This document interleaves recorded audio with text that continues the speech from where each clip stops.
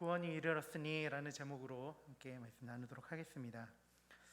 오늘 저희가 함께 읽은 이 누가복음 19장 1절에서 10절에 나온 삭개오의 이야기는 다른 복음서에서는 등장하지 않는 인물의 이야기입니다. 우리는 이 말씀을 누가복음을 저술했던 누가가 왜 예수님과 삭개오의 만남에 대한 이야기를 진술하고 있는지는 명확하게 알 수 없습니다. 하지만 누가는 다른 제자들과는 다르게 이 삭개오의 이야기를 집어넣음으로써 예수님께서 삭개오와 있었던 일들 속에서 하고 싶은 이야기, 그리고 그 안에 담겨있는 그리스도의 사랑에 대한 이야기들을 하고 싶었던 것이 있었을 것입니다. 오늘 이 시간 함께 이 누가의 이야기를 함께 들어보는 시간이 되었으면 좋겠는데요. 이 삭개오의 이야기를 보면서 저는 한 가지 동질감을 느끼는 것이 있습니다. 이 말씀에서 보면 삭개오의 그 외모에 대한 이야기가 평가가 나오는데요. 그가 키가 작았다라고 성경에서는 이야기합니다. 어린 시절 이 삭개오의 이야기를 들으며 이 키 작은 것에 대한 그 동질감이 있었습니다. 제가 그 고등학교를 올라오면서 제 그 한 가지 소원이 있었다면 그래도 졸업하면서 내 키는 170은 넘겠지라는 한 가지 바람은 있었습니다. 고등학교 1학년 때까지는 괜찮았습니다. 그때 딱 키가 이제 167 이렇게 그 정도 됐었거든요. 2년 더 남았으니까 더 크겠구나.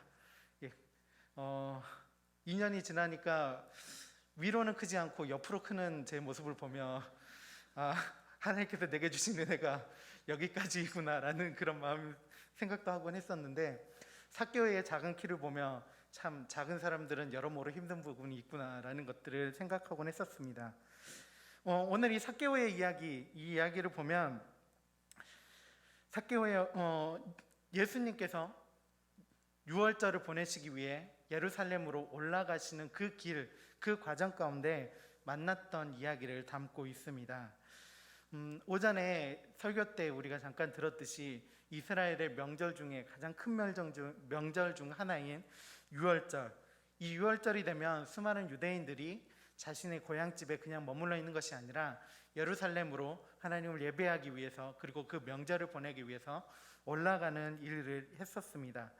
예수님도 제자들과 마찬가지로 그래서 유월절을 예루살렘에서 보내시기 위하여 올라가고 있던 길이었습니다. 그 길 가운데 예수님께서 제자들과 함께 여리고라는 지역을 지나게 되었습니다. 예수님께서 지나가시게 될 때 그 지역의 분위기는 어떠했을까요? 아마 처음에 예수님께서 잘 알려지지 않았고 그냥 지역에 있던 그냥 한 사람에 불과했을 때는 아무런 일도 없었을 거지만, 예수님께서 제자들을 부르시고 그리고 수많은 사람들과 함께하고 그들과 많은 사역들을 함께함에 따라서 점점 예수님께서 가시는 길, 그리고 예수님께서 걸어가시는 곳 속에서는 사람들이 엄청나게 몰리는 경험들이 있었을지 모릅니다.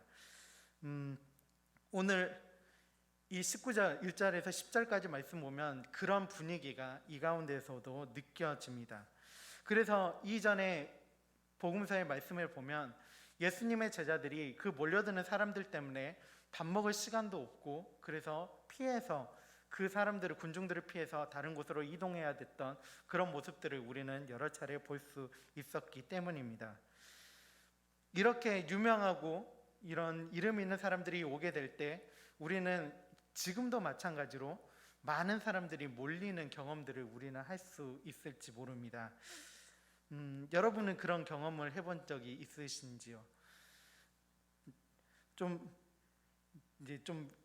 2016년도에 저도 그런 경험을 한번 한 적이 있었는데요. 지금은 대통령이 되신 그 문재인 대통령님께서, 제가 그때 당시에는 대통령도 아니었고 그냥 한 사람의 정치인, 그런 사람이었는데 2016년도에는 그분의 인기가 굉장히 높았습니다. 그래서 제가 일하고 있었던 그때 당시에 있었던 데가 광주에서 충장로의 근처에서 일을 하고 있었는데요. 어느 날 일을 하고 있다가 이렇게 밖에를 보는데 충장로의 분위기가 심상치 않은 겁니다. 사람들이 웬일로 이렇게 몰려들지? 그날 다른 일이 없었거든요. 평소와 다름없이 그냥 일상적인 일들을 보내고 있었는데 사람들이 굉장히 많은 겁니다. 그래서 무슨 일 있나 하고 무슨 일 터졌나 하고 밖에를 나가서 보는데, 제가 문을 내려와 가지고 이제 충장로 앞에 거리를 내려가는데 차 세대가 이제 충장로 쪽으로 쭉 들어오는 겁니다. 검은 세단 세대가 쭉 들어와서 문이 딱 열리고 내리는데 제 앞에 한 50m 앞에, 그때는 대통령이 아니었으니까 정치인 문재인과 수많은 이런 수행원들이 차에서 내리는데 하면서 저도 그때 이제 좋았으니까 이제 보고 싶은 마음도 있었으니까 하고 가는데 이제 갈 수 없는 겁니다. 사람들이 이미 제 앞에 길을 꽉 차 있었고, 그 충장로 안에 있는 우체국이 있었는데 거기가 만남의 광장이라 해서 굉장히 넓은 지역이었는데 이미 제가 제 자리에 갔을 때는 수많은 인파들로 가득 차 있었습니다. 사진 기자들, 그리고 지역에 있는 시민 단체, 그리고 그 근처에서 일하는 사람들, 그리고 충장로에서는 충장로 금남로에 보면 많은 이제 은행권들이 있는데 그 은행에서 일할 수 있는 직원들까지 해서 진짜 발 디딜 틈이 없이 꽉 차 있었고, 그 옆에 있는 다른 카페, 2층 카페들에도 창가 쪽에는 사람들이 가득 차 있는 것들을 보게 되었습니다. 그 사람들은 여러 가지 자신들만의 이유가 있었겠고 뭔가 이 가운데 뭔가 하고 싶은 이야기들이 있었겠 모르지만 각자 나름대로의 다른 이유를 가지고 단 한 가지 목적을 가지고 나왔던 겁니다. 정치인 문재인이라는 사람을 보기 위해 그 자리 가운데서 몰려 나오고 사진을 찍고 그리고 환호성을 지르고 했던 것들을 보게 되었습니다. 지금 우리가 이 여리고성에서도 아마 그런 비슷한 분위기, 아니면 더 큰, 더 놀라운 그런 분위기가 여리고성에 펼쳐져 있었을지도 모릅니다. 그런 상황 가운데 이제 삭개오와 예수님과의 이야기를 누가가 하기에 앞서서 먼저 삭개오에 대해서 먼저 설명을 합니다. 2절에서 누가는 삭개오를 이렇게 설명을 하고 있는데요. 삭개오라 이름하는 자가 있으니 세리장이요 또한 부자라 라고 이야기하고 있습니다. 삭개오를 단 두 단어로 이렇게 설명하고 있는데 세리장 그리고 부자, 그냥 우리가 이것을 단순히 보았을 때 그냥 그의 재력 그리고 그의 지위에 대한 설명이라고만 볼 수 있겠지만 이 단어가 의미하는 것을 우리는 부정적인 이미지로 누가는 삭개오를 설명하고 있는 것을 우리는 볼 수 있습니다. 그것은 이 당시에 이 유대 땅 그리고 이 이스라엘이라는 나라가 어떤 상황에 놓여 있는지를 우리는 먼저 알아야 합니다. 이미 여러분 들으셨을지도 모르지만 혹시 이 삭개오에 대한 이야기를 듣지 못하신 분들을 위해서 한 번 더 설명하겠습니다. 이 당시 이스라엘은 로마의 식민지배 상태에 있었습니다. 그리고 그 근동의 지배자였던 로마는 이 식민지들로부터 세금을 걷어서 이제 나라를 유지하고 그리고 그 큰 나라를 유지하고 있었습니다. 하지만 로마의 정책상 모든 지역에 로마의 사람들이 가서 다스리도록 한 것이 아니었습니다. 그 지역의 사람들을 뽑아서 이제 정말 중요한 사람들은 파견을 하지만 그 지역의 관리들을 뽑아서 그리고 사람을 뽑아서 왕으로 세우고 관리로 세워서 자신들이 해야 됐던 세금을 걷는 것과 통치하는 행위를 했었습니다. 그래서 특히나 세금을 걷는 일들을 그 지역 사람들로 이렇게 뽑아서 했는데요. 이런 로마의 정책에 의해서 이 유대 땅, 이 이스라엘에서도 세금을 걷는 사람들이 유대인들이었습니다. 그래서 이 세금을 걷는 유대인들은 동포들로부터, 같은 유대인들로부터 많은 비난을 받게 되었습니다. 민족을 배신한 반역자로 난징이 찍혀 있었고요. 그리고 그들뿐만 아니라 그들 중에 일부는 로마가 정한 세금만 걷는 것이 아니라 더 높은 세금을 걷어 자신의 부를 축적하는 사람들도 있었기 때문에 그들을 향한 비난과 분노는 좀 더 높았다라고 볼 수 있습니다. 그런 세리들 중에 삭개오는 세리장이었습니다. 그래서 이 삭개오를 향한 이 여리고 사람들의 비난과 분노는 아마 상상 이상이었을지도 모릅니다. 그리고 또한 그를 부자 부자라고 이야기하고 있는데, 여기에서 그가 부자라는 설명을 굳이 쓰고 있는 것은 우리가 보던 누가복음 19장 말고 18장의 부자 관리의 이야기를 대비시켜서 삭개오에 대해서 이야기하고 있는 겁니다. 18장에 영생이 무엇인지 물어보기 위해서, 영생을 얻는 것이 무엇인지 물어보기 위해서 예수님께 나왔던 부자 관리는 예수님의 마지막 솔루션, 해답, 너의 모든 재물을 팔아서 가난한 자들에게 나누어 줘라 라는 그 해답의 속에 근심하며 돌아갔다라고 하고 있습니다. 그 부자 관리와 대비해서 이 삭개오에게 부정적인 이미지를 누가는 주고 있는 겁니다. 그렇지만 이런 부정적인 이미지를 가지고 있었고, 그리고 사람들에게 배척을 받고 있었던 삭개오도 아마 그 당시에 유명했던 사람, 그리고 정말로 모든 사람들이 만나고 싶어 했던 그 사람, 그 예수라는 사람을 자신 또한 만나보고 싶어 했던 것 같습니다. 3절과 4절에서 그 삭개오를 이렇게 얘기하고 있는데요. 그가 예수께서 어떠한 사람인가 하여 보고자 하되 키가 작고 사람이 많아 할 수 없어 앞으로 달려가서 보기 위하여 돌 무화과 나무에 올라가니 이는 예수께서 그리로 지나가시게 되밀어라. 삭개오가 예수님께서 어떤 사람인지 보고 싶어 했다라고 설명하고 있습니다. 삭개오는 왜 예수님을 보고 싶어 했을까요? 어떤 이유 때문에? 단순한 호기심 때문에 그랬던 걸까요? 만약에 삭개오가 단순한 호기심만을 가지고 있었다면 그냥 먼 발치에서 멀리서 높은 건물에 올라가 예수님과 그의 제자들이 지나가는 그 행렬만을 바라보는 것만으로도 충분했을지 모릅니다. 하지만 삭개오가 보였던 행동은 좀 더 달랐습니다. 그는 그 행렬의 앞으로 달려가서 돌 무화과 나무에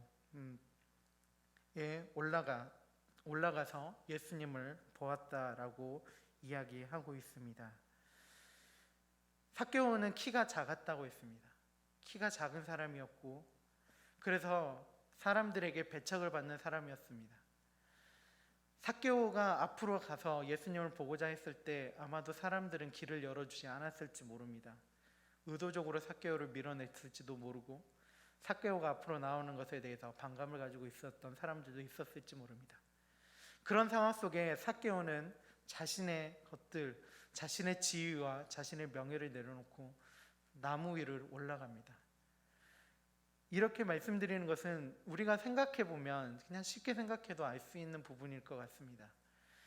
나이가 있는 사람이, 세리장이라면 그 지역에서 꽤나 높은 관리였던 사람이, 그리고 어느 정도 부도 있었고 지위도 갖고 있었던 사람이 갑자기 나무 위로 올라가서 군중을, 지나가는 예수님을 쳐다보는 그 장면, 이런 행렬과 이런 행차 속에서 있을 때 나무 위로 올라가는 부류는 어떤 부류였을까요? 대부분 어린아이들이었을 겁니다. 어린아이들, 조금 개구진 아이들, 그런 아이들이 확 뛰쳐 올라가서 그 위에서 쳐다보고 같이 소리를 지고 그랬던 겁니다. 그랬을지 모릅니다. 그런 어린아이들과 같이 이 나이가 많은 삭개오가 올라간 겁니다. 그를 쳐다봤던 다른 사람들의 시선은 어떠했을까요? 오늘 말씀에서는 나와 있지 않지만 이 미움받던 삭개오를 사람들이 고운 시선으로 바라봤을까요? 저 사람 왜 저래? 갑자기 왜 저러는 거야? 그러면서 이상한 눈길로 그를 쳐다보지는 않았을까요? 아마 삭개오도 자신을 쳐다보는 다른 수많은 이들의 시선을 느꼈을지 모릅니다. 하지만 삭개오는 그런 시선과 상관없이, 그런 것을 신경 쓰지 않고 예수 나무 위로 올라갔습니다. 그의 단 하나 목적, 예수님을 가까이서 보기 위해서 그는 나무 위로 올라갔던 겁니다. 이 삭개오의 태도, 우리는 이 삭개오의 태도를 조금 더 눈여겨보고 이 태도에 대해서 우리는 더 우리 삶 속에 가슴 깊이 새겨야 합니다. 그것은 우리의 신앙의 태도와 삭개오와 같아야 하기 때문입니다. 예수님을 보기 위해서, 예수님을 만나기 위해서, 그리고 하나님 앞에 나아가기 위해서 우리는 다른 사람들의 시선을 신경 쓰기도 보다는 오직 우리 앞에 계신 하나님을 향하여, 그 예수 그리스도의 십자가를 향하여 우리의 마음을 다해서 나아와야 할 것입니다. 지금 현재 대한민국의 많은 기독교인들이 이런 수많은 문제들과 그리고 안 좋은 소문들로 인해서 예수를 믿지 못하는, 교회를 다니지 않는 사람들로부터 질타를 받고 질타를 받고 있는 그런 상황 가운데 우리는 놓여 있습니다. 그런 상황일수록 우리는 더욱더 예수 그리스도 앞으로 나와야 합니다. 그들이 우리를 어떻게 보든, 우리가 모여서 함께 예배하는 그 모습들을 어떻게 바라보든 그것과 상관없이 예수 그리스도 앞에, 하나님 앞에 우리의 전심을 다해서 예배하고 우리의 것들을 하나님 앞에 내어드릴 수 있는 자세가 우리에겐 필요합니다. 그렇게 예수님을 보기 위해서 올라갔던 삭개오, 그 나무 위로 올라갔던 삭개오에게 이제 예수님께서 그를 먼저 바라보시고 말씀을 하십니다. 다 함께 영상으로 5절 말씀 함께 보도록 하겠습니다. 읽겠습니다. 시작. 예수께서 그곳에 이르사 쳐다보시고 이르시되 삭개오야 속히 내려오라, 내가 오늘 내 집에 유하여야 하겠다 하시니. 예수님께서 먼저 삭개오에게 말씀하십니다. 그리고 말씀만 하실 뿐만 아니라 오늘 처음 만난 삭개오의 이름을 불러주셨습니다. 예수님께서 어떻게 삭개오의 이름을 아셨는지 우리는 모릅니다. 예수님께서, 하나님께서 주신 그 권위를 가지고 이미 삭개오의 이름을 아셨을 수도 있고요, 주변에서 수군거리는 이야기, 삭개오가 왜 저래, 삭개오 하는 그 얘기를 들으며 저 사람이 삭개오라는 것을 아셨을지도 모릅니다. 하지만 여기서 예수님께서 삭개오의 이름을 어떻게 아셨는지, 그것보다는 예수님께서 삭개오를 먼저 부르셨다라는 것이 중요한 사실입니다. 예수님께서 삭개오의 이름을 불러셨고 그의 이름을 부르실 뿐만 아니라 내가 오늘 너의 집에 너와 함께 있겠다라고 선언해 주셨습니다. 이제 이전에 5절 이전까지 주인공은 삭개오였지만 이제 5절부터 이 이야기를 주도하시고 이끄시는 분은 예수 그리스도로 바뀌게 됩니다. 우리의 걸음, 우리가 이곳 가운데, 예배 가운데 나온 것, 이것은 우리의 힘을 가지고 우리의 의지로 나온 것 같지만 결국은 예수 그리스도의 부르심이 먼저였던 겁니다. 구원의 은혜 가운데 들어간 것, 그것이 우리의 힘이 들어간 것 같아 보이지만 결국은 예수 그리스도께서 먼저 삭개오를 보시고 내가 너와 함께 있겠다라고 말씀하셨던 것처럼 우리를 바라보시며 내가 너를 구원하겠다, 내가 너와 함께 하겠다, 너의 인생 가운데 내가 함께 하겠다라고 먼저 바라보시고 말씀하셨기 때문에 우리의 구원이, 그리고 우리가 예배 가운데 나오고 그리스도인이 된 것입니다. 우리는 그 사실을 기억해야 하고 그 말씀 가운데로 그 예수 그리스도를 향해서 나아가야 할 것입니다. 그래서 그 예수 그리스도의 부르심을 받은 삭개오, 그리고 예수님의 시선을 먼저 받은 삭개오, 예수님께서 먼저 이야기를 꺼내셨을 때 이제 그 삭개오는 그 예수님의 부르심에 기쁨으로 응답합니다. 다 함께 영상으로 6절, 7절 말씀 보도록 하겠습니다. 시작. 급히 내려와 즐거워하며 영접하거늘 뭇 사람이 보고 수군거려 이르되 저가 죄인의 집에 유하러 들어갔도다 하더라. 예수님께서 삭개오를 부르시고 그 삭개오와 함께 하시겠다라고 말씀하셨던 그 상황 속에 그것들 자체를 마뜩지 않게, 그리고 좀 좋지 않은 시선으로 바라보는 이들이 있었습니다. 그래서 서두에서 말씀드렸듯이 삭개오가 가지고 있었던 그의 직업적인 면, 그것 때문에 이미 삭개오는 많은 사람들로부터 배척받고 미움받고 있었던 사람이었기 때문입니다.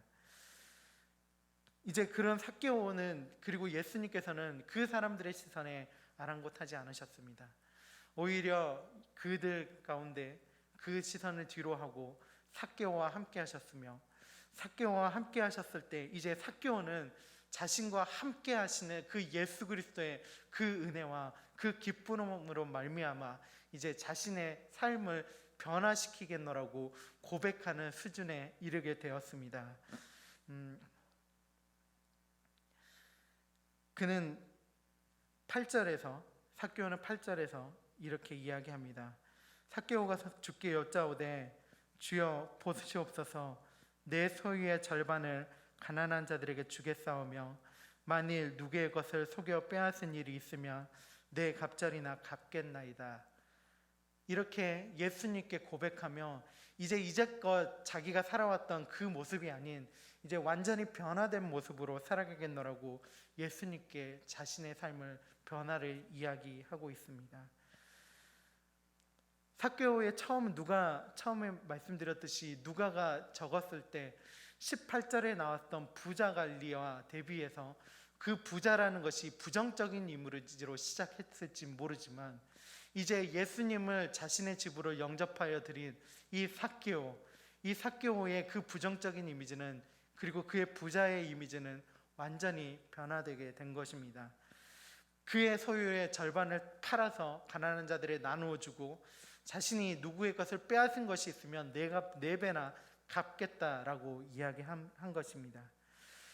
당시의 율법에 따르면 누군가의 물건을 도적질했을 때 4배나 갚는다는 것은 과한 것입니다. 당시 율법에서는 누군가의 것을 도적질했을 때 그 물건을 돌려주고 그 물건의 5분의 1을 더해서 돌려주면 된다라고 이야기하고 있는데, 삭개오는 그것을 뛰어넘어 4배의 것을 돌려주겠다라고 말씀하고 있는 겁니다. 삭개오가 이렇게 예수 그리스도를 영접하고 드렸을 때 이 이야기를 한 것을 보고 누군가는 주석에서는 구원받은 자의 회개의 모습이다라고 설명하고 있습니다. 여러분, 우리의 구원은 어디에 있습니까? 여러분, 우리의 구원은 우리의 모든 죄를 짊어지시고 십자가에 죽으신 예수님, 그리고 다시 살아나신 예수 그리스도를 믿는 믿음 안에 있습니다. 그리고 예수 그리스도를 믿음으로 그 예수 그리스도를 나의 삶 속에, 그리고 내 마음 속에 영접하여 드림으로 그 예수님께서 우리에게 주시는 선물이 구원입니다. 그 구원의 선물을 삭개오는 받았습니다. 예수님을 보기 위해서 올라갔지만 먼저 예수님께서 그에게 말을 걸어주셨고, 그 말 걸어주심과 함께 내가 너와 함께 하겠다, 너희 집에 거하겠다라고 말씀하신 예수님을 영접하여 드림으로 삭개오는 이제 구원을 받은 사람이 되었습니다. 그리고 삭개오는 그 구원의 영역에서 그냥 머물러 있었던 것이 아니라 예수님께 고백합니다. 이제 내 삶이 변하겠노라고 고백하고 있는 것입니다. 이제 내 부자였던 내 모든 이 삶을 내려놓고, 그리고 내가 다른 사람들 것을 착취한 것이 있다면 그것에 대해서 다시 돌려주겠습니다 라고 예수님께 고백하고 있는 것입니다. 그렇게 예수님께 삭개오가 고백할 때 예수님께서는 삭개오를 보시며 그를 인정해 주셨습니다. 다 함께 9절 말씀 영상으로 함께 보도록 하겠습니다. 시작. 예수께서 이르시되 오늘 구원이 이 집에 이르렀으니 이 사람도 아브라함의 자손이미로다. 아멘. 이 사람도 아브라함의 자손이다. 사람들에게 미움받고 배척받는 그 삭개오가 아닌 하나님의 구원받은 백성이다 라고 삭개오를 선포해주고 있는 겁니다. 여러분, 이 모습이, 이 구조가 우리의 삶의 구조가 되어야 합니다. 우리의 신앙의 구조가 이렇게 되어야 합니다. 우리는 예수 그리스도를 믿음으로 구원을 받습니다. 하지만 삭개오처럼 우리는 그 구원에 그냥 머물러 있는 것이 아니라 예수 그리스도 앞에서 성경에 나와 있는 대로 우리의 삶을 변하겠습니다. 하나님께서 말씀하신 대로, 예수님께서 말씀하신 대로 내가 말씀하신 대로 변하는 삶, 이전 삶으로 돌아가지 않고 예수님의 말씀대로 살아가겠습니다 라고 고백하고 나아가야 합니다. 그 가운데 예수님께서 자연스럽게, 하나님께서 자연스럽게 우리를 구원받은 백성으로 인정해 주시며 그 구원받은 백성으로 우리를 부르시고 함께하여 주실 것이기 때문입니다. 며칠 전에 인터넷을 하며 하나의 영상을 본 적이 있습니다. 오래전 이제 광주에서는 이 1980년도에 불행한 사건이 하나 있었습니다. 모두 다 잘 아시다시피 이제 5.18이라고 불리는 사건이었는데요. 참 불행한 일들이었습니다. 저희 주변에 있는 친척들도 이제 이런 것들로 인해서 직접 그 현장 가운데 계셨던 분들이 있을 만큼 이제 광주 전남에서는 굉장히 큰 사건이었고, 지금도 많은 부분들이 이제 어려움 가운데 해결되지 못한 상황 가운데 있습니다. 그때 이제 이런 사건으로 인해서 만났던 많은 유가족 분들이 이제 계시는데요. 그 유가족 분들 대부분은 그 사람들에 대해서 미움과 그런 것을 가지고 있지 않으십니다. 용서하고 싶어 하시고 그들을 이미 용서했다라고 말씀하시는 분들도 많으시고, 정말 우리 앞에서 그때 일들이 잘못되었노라고 고백하고 이야기한다면 함께 용서할 수 있다라고 이야기하시는 분들이 굉장히 많습니다. 그런데 아직도 이 문제가 해결되지 않은 것은 진정으로 용서를 구하는 사람들이 없었습니다. 내가 그때 이러이러해서 잘못했다라고 얘기하는 사람들도 없었습니다. 그런데 얼마 전 41년 동안 그 사건을 마음에 품고 살았던, 그때 당시에 광주에 파견됐던 한 공수부대원이 자신이 그 유가족의 남동생을 죽였던 사람이다라고 고백하고 용서를 구하는 장면이 있었습니다. 그 유가족의 남동생은 아버지의 일을 돕기 위해서 광주에서 보성으로 이제 내려가는 길이었습니다. 아무 무장도 하지 않았고 빈손이었습니다. 그러던 그가 광주 외곽에서 그 외곽을 지키고 있던 공수부대원을 만났고, 무서움에 뒤로 돌아서 도망치던 그를 향해서 그 공수부대원이 몇 발의 총성과 함께 그를 그 자리에서 사살하는 사건이 있었습니다. 그 슬픔을 다는 유가족의 아픔은 누가 헤아릴 수 있겠습니까? 그들의 어려움들을 누가 알 수 있겠습니까? 그리고 그들에게 향해서 용서하라는 말을 누가 함부로 내뱉을 수 있겠습니까? 그런 유가족들에게 그 공수부대원이 와서 잘못했습니다, 용서해 주십시오 라고 울면서 고백했을 때 그 유가족이 괜찮습니다 라고 얘기했고, 얼마나 힘드셨습니까? 이야기하고 서로 끌어안고 펑펑 울며 하는 장면을 보았을 때, 용서를 받는다는 것은 용서를 해주는 사람이 있을 뿐만 아니라 그 잘못한 일에 대해서 진정으로 용서를 구하며 나아올 때 그 사람이 용서를 받을 자격이 생기는 겁니다. 태도의 변화, 그것이 우리의 신앙의 기본인 겁니다. 삭개오처럼 우리도 예수님으로부터 받은 그 구원을 감격하고 즐거워할 뿐만 아니라, 하나님, 정말로 내 태도가 하나님이 원하시는 사람, 예수님께서 즐거워하시는 그 한 사람이 될 수 있도록 내가 내 태도를 변화시키겠습니다 라고 나올 때, 예수님께서 그 가운데, 하나님께서 그 가운데 우리를 인치시고 인정해 주시는 겁니다. 너희가 진짜 구원받은 백성이구나 라고 말씀해 주시는 것이, 오늘 말씀을 통해서 누가가 삭개오와 예수님과의 이 상황을 통해 이야기하고 싶었던 것은 아닐까요?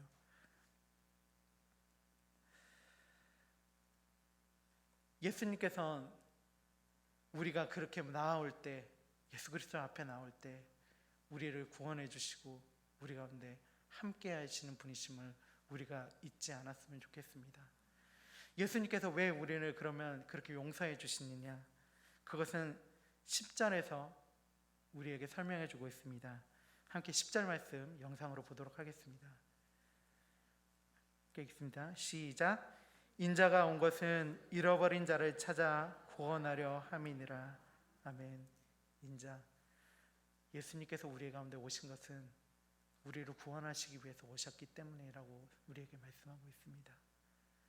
그 구원의 예수님, 그 구원의 예수님을 향하여 삭개오처럼 주변의 시선을 신경 쓰지 말고 예배의 자리로, 그리고 예수 그리스도를 찬양하는 자리로, 하나님의 얼굴을 바라보는 자리로 우리가 나와야 합니다. 그리고 그 자리 가운데 나올 때 예수님께서는 우리를 구원의 은혜 가운데 초청하여 주시고 우리를 그 구원의 자리로 인도하여 주실 것입니다. 그리고 그 구원의 자리로 인도하신 그 예수님 앞에 우리는 우리의 삶을 예수님께서 원하시는, 진정으로 하나님께서 원하시는 그 한 사람이 되겠습니다라고 고백하며 우리의 삶의 태도의 변화에 대해서 고백할 수 있어야 합니다. 그럴 때 우리에게 주신 그 온전한 구원이 우리 가운데 이루어질 것을 확신합니다. 사도 바울이 우리에게 이야기했던 너의 구원을 이루어 가라 라고 명령하였던 그 구원이 우리 가운데 반드시 이루어질 것임을 우리가 기억하고 나아가는 우리 모든 장수교회 성도님들이 다 되시기를 바랍니다. 함께 기도하고 마치도록 하겠습니다.